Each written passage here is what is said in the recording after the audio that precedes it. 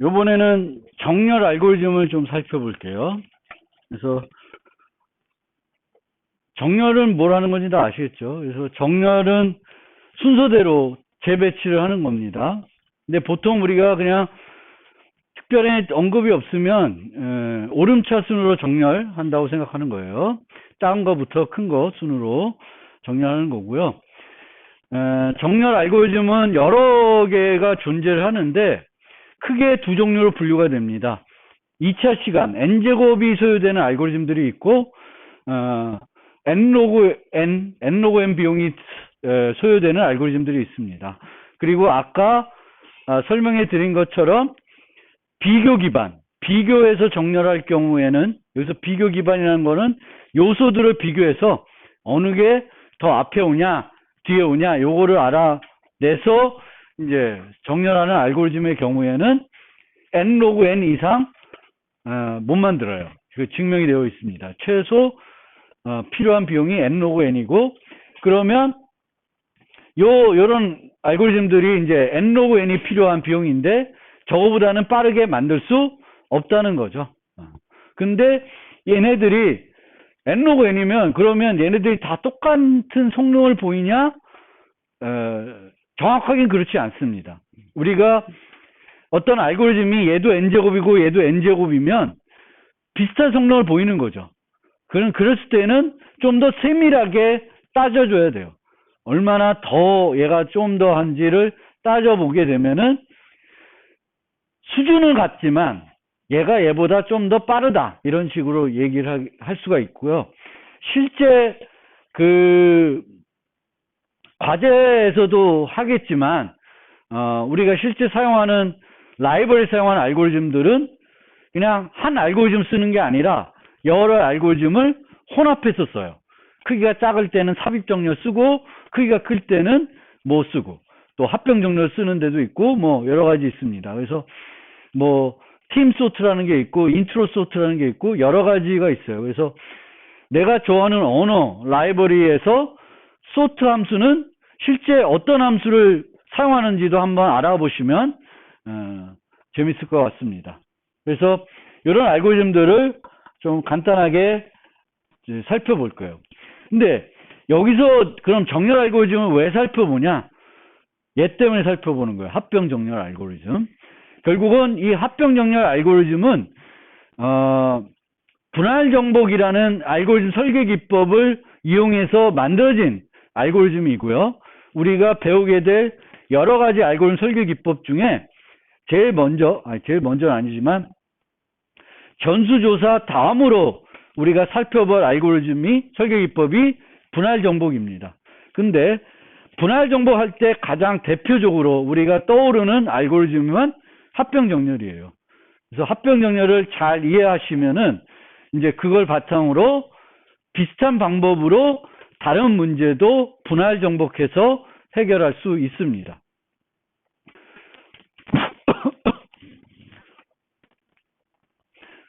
자, 첫 번째 살펴볼 거는 2차 시간 소요되는 그런 알고리즘들을 한 3개 정도 살펴보고 그 다음에 이제 합병 정렬을 살펴볼게요. 그래서 선택 정렬은 알고리즘은 이렇게 되어 있어요. 얘는 뭘 하는 거냐면 처음부터 끝까지 살펴보면서 가장 작은 걸 찾아요. 그래서 가장 작은 것을 맨 앞에 갖다 놓습니다. 그럼 한번 찾아서 갖다 놓으면은 몇 개가 정렬이 되는 거예요. 하나가 정렬된 거죠. 그럼 그 다음에는 나머지 n-1개에서 또 뭘 찾아? 제일 작은 걸 찾아요. 그래서 갖다 놔요. 그러면 한번 찾고 갖다 놓고 이거를 n-1번 반복을 하면은 정렬이 되겠죠.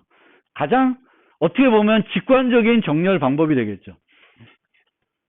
그냥 효과적인 알고리즘 찾지 말고 한번 여러분들이 정렬 알고리즘 만들어 봐라. 그러면 아마 생각해 나는 게 이런 알고리즘일 거예요. 그래서 얘가 이제 선택 정렬하는 알고리즘이 되겠고, 이 선택 정렬을 보면은 여기서는 1부터 n-1번 반복이 되겠고, 얘는 i 플러스 1부터 n번 반복이 돼요. 그러면 처음에는 n- 요 요 반복할 때 요것만 좀 생각을 해봅시다. 그럼 처음에는 n-1번 반복하죠. 그렇죠? 그 다음에는 n-2번. 그 다음에는 n-3번. 그래서 한 번 반복을 해요. 그러면은 요 나머지 빼고 요 수업하는 거 이런 거 다 빼고 비교 기반이니까 요 비교를 몇 번 하나를 보면은 비교하는 횟수는 총 이만큼 해요. 그리고 이 비교하는 횟수는 바뀌지가 않아요. 변하지가 않아요. 입력 데이터가 어떻게 들어오든 간에 늘 비교는 이만큼 해요. 근데 나머지 것들, 요 민럭을 세팅하는 부분, 또 수업하는 비용들은 입력이 어떻게 들어오냐에 따라서 달라질 수 있습니다. 그러면 언제 가장 많은 비용이 소요될까? 보통은 우리가 거꾸로 정렬되어 있을 때, 아니면 거꾸로 정렬되어 있을 때 비용이 가장 많이 들고, 보통은. 그리고 언제 비용이 가장 적게 드냐면은 이미 정렬되어 있을 때 적게 드는 경우가 많아요. 그래서 이 경우에 보면 경우 1, 얘는 거꾸로 정렬되어 있는 경우죠. 거꾸로 정렬되어 있는 경우를 한번 해보시면 처음에 1이 1로 가고 8이 1로 가요. 1이 여기 있으니까. 그 다음에 2가 1로 가고 7이 1로 가요. 그러면 한 4번만 이루어지면은 정렬이 돼요. 그 다음부터는 똑같이 비교하는데 그 뒤로는 민럭의 값도 세팅이 안 되고 수업도 이루어지지가 않아요. 그러니까 얘가 최악의 경우가 아니에요. 최악의 경우는 언제냐면은 매번 반복할 때마다 뭘 하는 거? 수업을 해야 되는 경우예요. 그런 경우가 뭐 여러 가지 경우를 우리가 나열해서 볼 수 있는데 한 가지에는 요런 애예요. 그럼 1이 1로 가고 2가 2로 가고 또 1로 가면 3이 가고 3이 1로 가고 이렇게 가야 돼요. 그러면 매번 어떻게 돼요? 수업이 필요하게 되겠죠. 그때가 제일 비용이 많이 발생하는 거예요. 여전히 요 반복 횟수는 얘때나 안 바뀌어요. 근데 뭐가 바뀌어? 요 수업하는 거나 저런 것들이 좀 바뀌는 거예요. 그래서 아까도 말씀드렸듯이 언제가 최악이냐?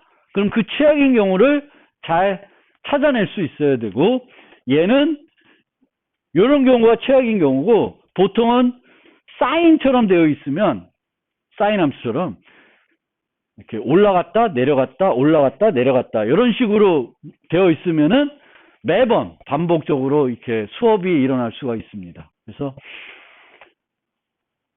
그런 예가 들어가는 거고요. 근데 보통은 우리가 알고리즘 중에 늘 동일한 비용이 소요되는 정렬 알고리즘이 뭐냐 그러면 비교만 따지고 보면 선택 정렬은 늘 똑같은 횟수의 비교가 필요하다라고 얘기는 합니다.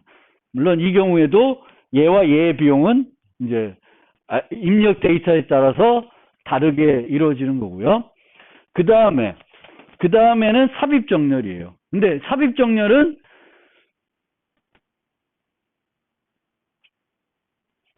최악의 경우와 최선의 경우가 있는데, 최선의 경우에는 n-1번 비교만 이루어지면 끝나요.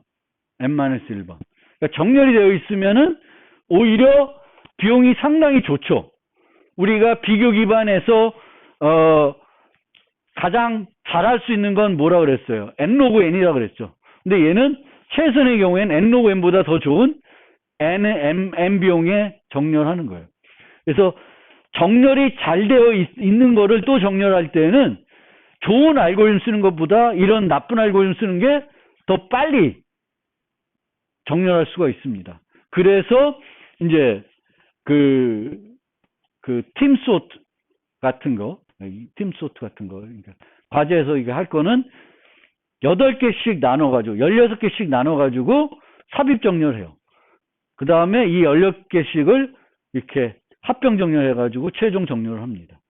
그래서 작은 크기의 데이터들을 정렬할 때는 오히려 삽입 정렬이 성능이 좋아요. 그래서 삽입 정렬은 어떻게 하는 거냐면 정렬되는 것을 한 칸씩 늘려갑니다. 정렬되는 것. 그래서 처음에는 맨 앞에 하나만 떼놓고 보면 걔는 무조건 정렬되어 있는 거죠. 걔는 신경 쓸 필요 없고, 두 번째부터 이제 보는 거예요. 두 개를 봤더니 정렬이 안 될 수 있죠. 그러면 얘를 정렬시키는 거예요. 그래서 지금의 새롭게 들어온 애가 이제 4인데 얘를 이제 앞에 있는 애들하고 쭉 비교해 가요. 하나 있으니까 비교했는데 얘보다 크니까 이러는 거예요. 그 다음에 이제 하나씩 늘리는 거예요. 2를 얘랑 비교했더니 앞이네. 그러면 그러니까 이렇게 되어 있는 거죠. 이렇게 되어 있어서 이 상태에서 비교하면 얘를 뒤로 올리고 얘를 여기 갖다 놓는 거예요. 그 다음에 얘랑 얘를 비교했더니 이제 얘가 올바르게 되어 있는 거죠. 5는 8보다 크니까 여기서는 아무것도 이루어지지 않아요. 그 다음에 7이 되면은 7하고 8을 비교했더니 8을 뒤로 옮기고 5와 비교했더니 5보단 커. 그러면 여기다 7을 넣고 끝나요. 그 다음에 2 이렇게. 그래서 얘도 이 앞에 것도 한 칸씩 늘려서 정렬시키지만 얘는 더 빠르게 더 적은 횟수에 비교 가지고 정렬을 하고 있습니다. 최악의 경우는 거꾸로 정렬되어 있을 때는 늘 n-1번 다 비교가 이루어져야 돼요. 한 번 비교이고, 두 번 비교하고, 세 번 비교하고, 네 번 비교하고, 5번 비교하고 이렇게 해야 돼요. 해야 되는 거고, 정렬되어 있으면은 그냥 얘를 정렬한다. 얘랑 비교했더니 돼 있네. 얘랑 비교돼 있네. 얘랑 비교돼 있네. 그래서 그냥 끝나요. 그래서 삽입 정렬은 최악의 경우에는 n제곱 성능이고 일반적으로는 n제곱 보이지만 정렬이 많이 되어 있으면은 의외로 성능이 좋은 알고리즘이 삽입 정렬 알고리즘입니다. 그리고 버블 소트는 어떻게 하는 거냐면 쭉 전진 이로 뒤에서부터 오면서 얘를 가지고 비교해 나갑니다. 너보다 내가 작네 그럼 앞으로 옮겨와요. 너보다 내가 크네 그럼 가만히 있고 얘 갖고 또 가요. 얘 갖고 또 비교해서 얘가 앞으로 가고 8보다 크니까 앞으로 가고 작네 그럼 1 갖고 앞으로 가요. 그러면 이렇게 해서 한번 여기서부터 쭉 오면 정렬되는 건 몇 개가 정렬돼요.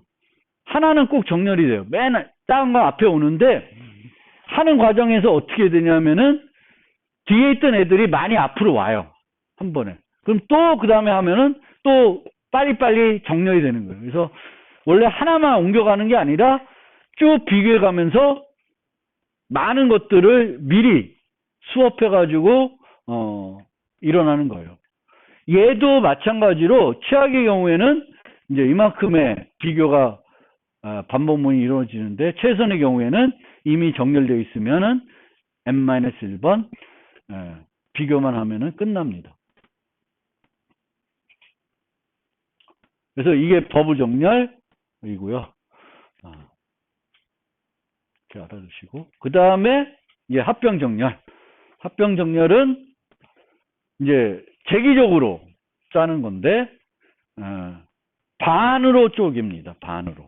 그러니까 분할 정복을 할 때 보통 문제를 원 문제가 있으면 그 문제를 반으로 쪼개요. 그래서 반 쪽에서 양쪽을 해결합니다. 양쪽을 해결한 다음에 그 해결된 거를 결합해 가지고 최종 답을 만들어 나가요. 그게 이제 디바이드 앤 컨커 분할 정복하는 방법이겠고 정렬 문제를 디바이드 앤 컨커 하는 그런 알고리즘이 이제 합병 정렬 알고리즘이 있고 빠른 정렬 알고리즘도 분할 정복하는 알고리즘이에요. 근데 전형적인 형태는 아니에요. 빠른 정렬은. 그 빠른 정렬은 확률적인 요소를 사용하기 때문에 전형적인 분할 정복 형태는 아니지만 합병 정렬은 진짜 전형적인 분할 정복 반쪽에서 문제를 해결하는 방법이 되겠고요. 어떻게 하냐면 반을 쪼개서 반쪽을 정렬시킵니다. 그 다음에 이 두 개를 결합해서 최종 결과가 나오는데 얘를 요걸로 바꿀 때 여기서 정렬하는 게 아니라 다시 또 5,4를 쪼개요. 18로. 그리고 걔를 정렬시키고 걔를 결합하고 해서 1458이 나오는 거예요. 그러니까 재기적으로 들어가는 거예요. 재기적으로.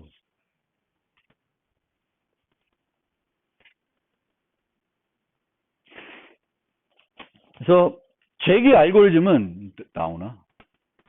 이씨.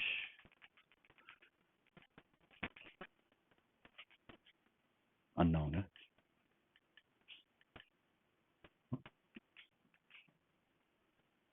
그러니까 요 재기 알고리즘이 이런 모습이에요. 여기 머지 소트가 로 하이가 주어지는데 로는 이제 맨 앞에 색인 우리가 1색인 쓰면 1 하이는 n이 되는 거예요. 그러면 이 1n이 되면 그러니까 로가 하이보다 작으면은 아직 정렬이 안 된 것들이 있는 거예요. 그러면 중간값을 찾아요. 중간값. 그래서 이렇게 찾고 근데 여기서도 보통은 로 더하기 하이 나누기 2 할 거죠. 근데 그렇게 안 하고 로 더하기 하이 마이너스 로 나누기 2를 하는 이유는 뭐예요? 이렇게 하는 이유는 이제 오버플로우 문제를 해결하기 위해서 그래요. 보통 이제 일반 언어에서 이제 알고리즘 서술할 땐 굳이 이렇게 안 해도 되는데 이제 그 프로그램 언어에서 우리가 로 더하기 하이를 하는 순간 로 값도 매우 크고 하이 값도 매우 커요. 그럼 두 개를 더하면은 뭐가 범위를 벗어날 수 있죠. 정수 범위를. 그러면 음수가 되게 되겠고 음수가 되면은 막 이상하게 동작하겠죠. 그래서 오버플로우를 안 나고 하려면 이렇게 해야 되는 거고. 근데 파이썬 같은 데서는 걱정할 필요가 없죠. 파이썬은 그 오버플로우 개념이 없는 언어이니까 그냥 쓰시면 돼요. 로 더하기 하이 나누기 2 하는데 거기서는 요 두 개짜리 써야 되겠죠. 정수 나눗셈을 해야 되니까. 그래서 이게 언어마다 좀 다른데 어쨌든 중간값을 찾으면은 이 재기 알고리즘이 뭐 신기한 게 뭐 그런 건 모르겠는데 그냥 리커시브하게 콜해요.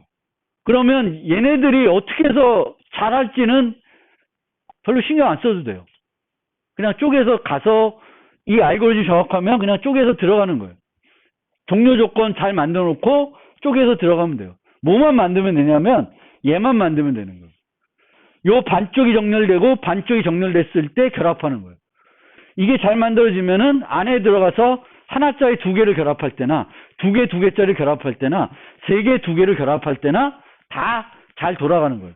이게 꼭 짝수로 나눠줘야 되는 건 아니에요. 우리가 나누다 보면 이쪽이 5, 이쪽이 4 있을 수 있어요.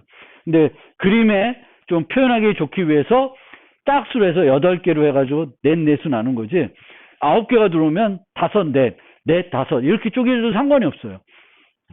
그래서 재기 알고리즘은 늘 이런 식으로 그 반쪽이 어떻게 해서 잘 될지는 그냥 알아서 되겠지 하고 하면 돼요. 뭐만 잘 만들면 돼요. 얘만 잘 생각해서 만들어주면은 저절로 이루어지는 거예요. 그럼 이런 알고리즘의 성능은 분석하기가 쉽지 않습니다. 그럼 그건 좀 이따 설명을 드리고 요 머지 두 개를 결합하는 거 그거를 살펴볼게요. 자, 아까 8개짜리였어요. 그 8개를 반으로 쪼개서 리커시브하게 소팅을 했더니 이쪽 반은 이렇게 정렬이 됐고 이쪽 반은 이렇게 정렬이 됐어요. 그러면 얘 두 개를 합쳐가지고 이제 최종 정렬된 값을 만들어야 되겠죠.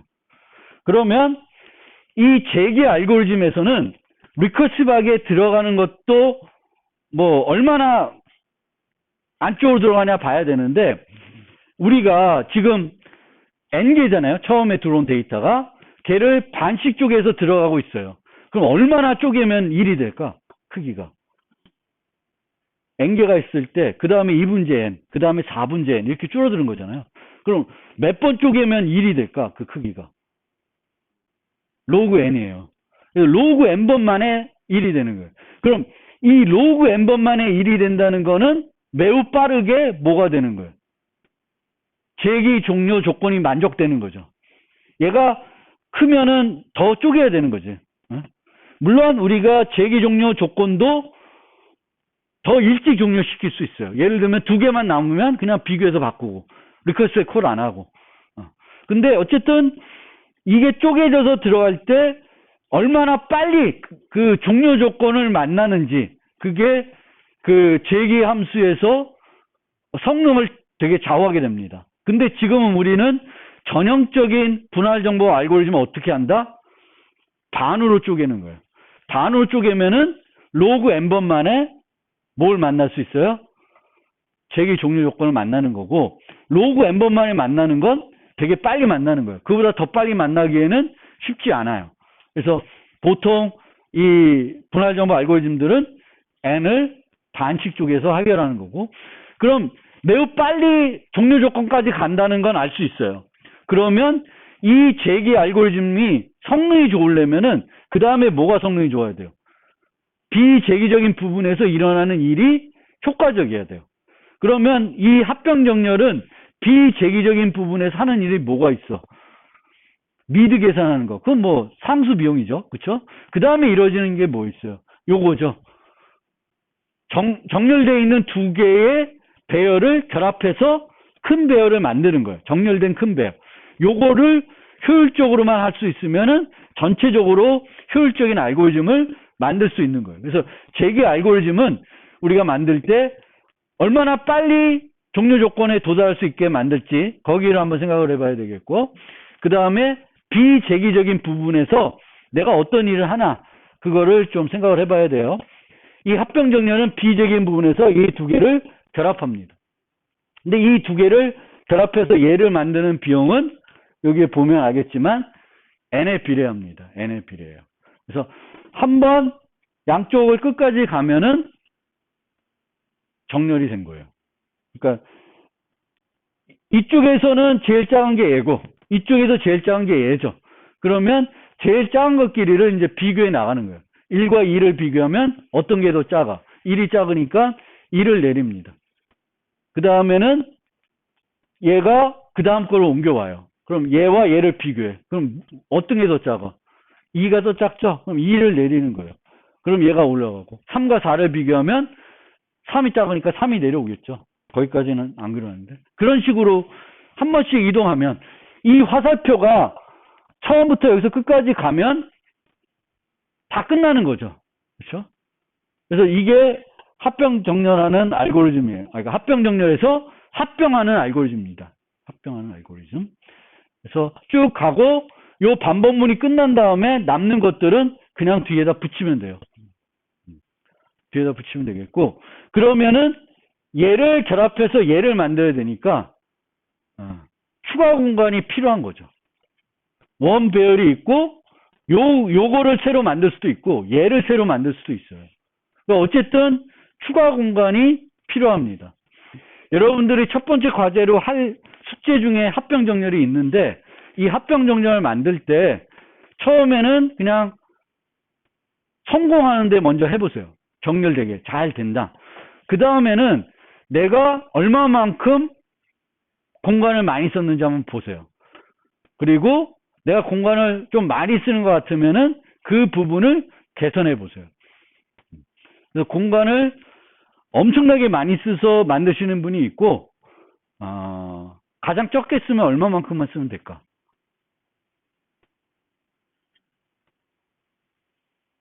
공간을. n개 공간 하나만 더 있으면 돼요. 근데 보통은 만들 때는 n개 공간 한 번만 더 만드는 게 아니라 파이썬 같은 뭐 슬라이싱해서 만들어 버려요. 레프트 라이트를. 그럼 잭이 들어가면서 계속 공간을 만들어 있는 거예요. 그러면 공간이 엄청나게 많이 쓰는 거예요.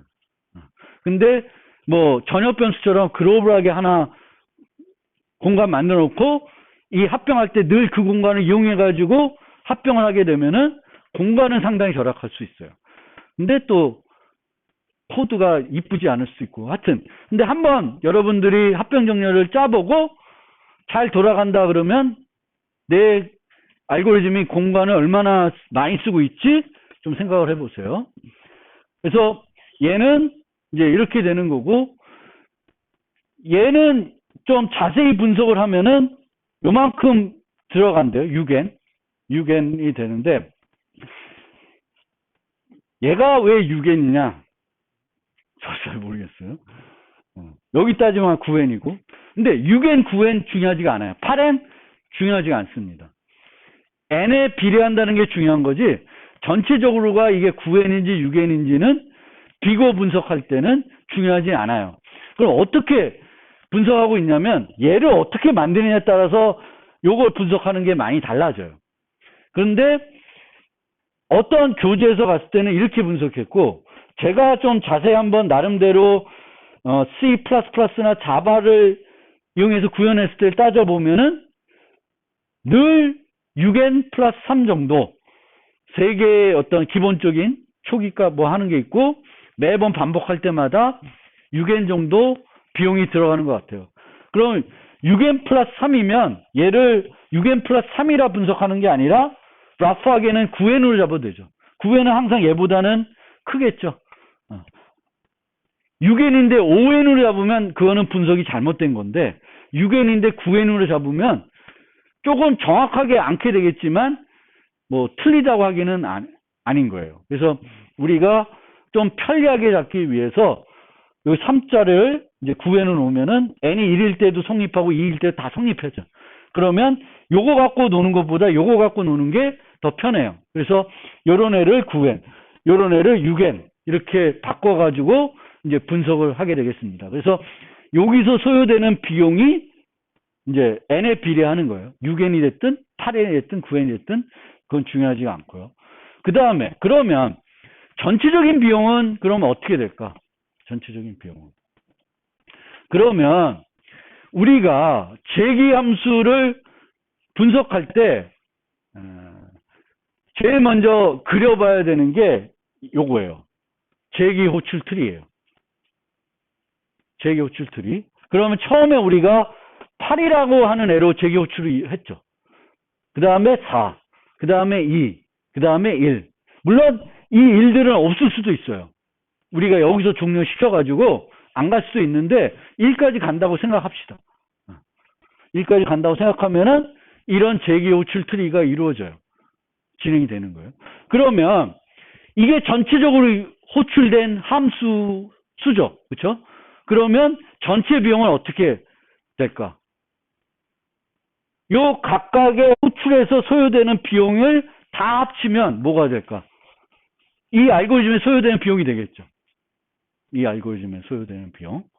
그래서 만약에 여기서 다 소요되는 비용이 O1이야. 상수 비용이야.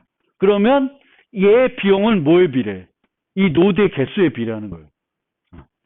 근데 지금 이 머지 소트는 여기서 가장 많이 소요되는 비용은 무슨 비용이에요? 합병하는 비용. 요 4개짜리 2개를 합병하는 비용이 소요돼요.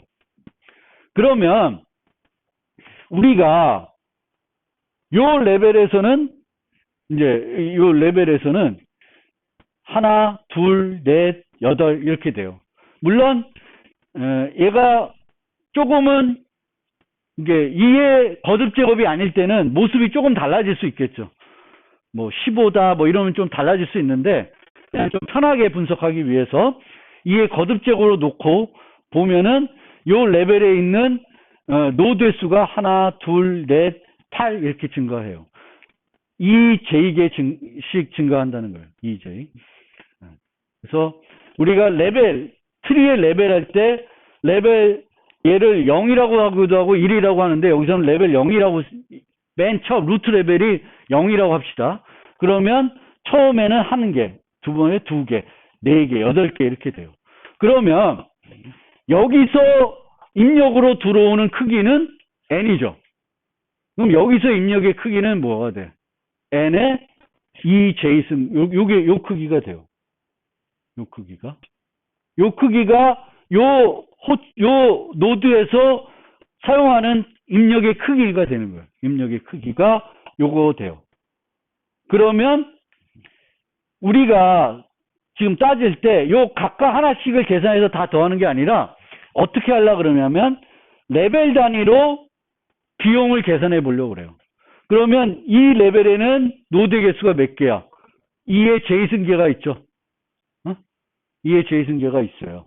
그리고 요 하나에서 소요되는 비용은 앞에서 6n이라고 했으면 여기서 소요되는 비용은 6 곱하기 여기서의 크기예요.